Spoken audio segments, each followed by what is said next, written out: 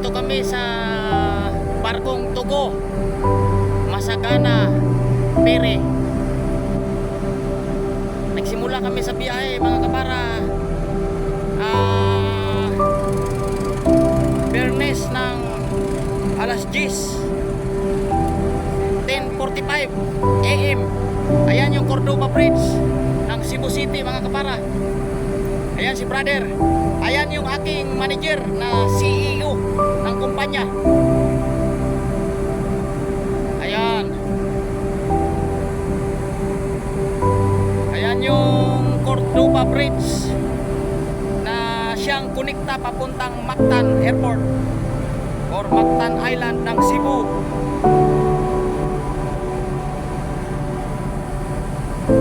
Ayan. Ayan yung aking magandang asawa na si Sister Rube. Sister Rube, mag-hi ka. Ayan mga kapara. Hello. Siya yung babaeng nag-iisa na ibinigay sa akin ni Lord. Perfect talaga si Lord magbigay ng asawa. Bukod sa masipag, maganda, masarap pa magluto at mabait pa yan mga kapara. Ayan. So mainit. Kitang-kita mo yung bundok ng Cebu at mga marami pang project na itinatayo ng mga high-rise building. Yung isang building na kulay white mga kapara, yan ay isang building na malapit sa Cordova Bridge. At yan ay bagong gawa, condominium yan at commercial building office. Ayan.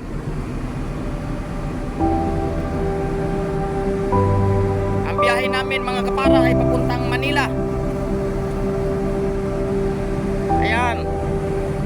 Nandito ako ngayon sa rooftop ng barko ng Masagana Pere Tugo Travel. Ayan yung smoke tank or tambutso ng barko ng Tugo. Ayan mga kapara. Ayan. Ayan. Bibiyahe kami papuntang Manila. O kung loloobin ng Diyos na makapangyarihan nating na siyang may likha ng langit at lupa, ay makarating kami Sabado ng hapon sa Manila. Kaya mga kapara, ayan, napakagandang lugar ng Cebu City. Ayan yung bundok ng Cebu.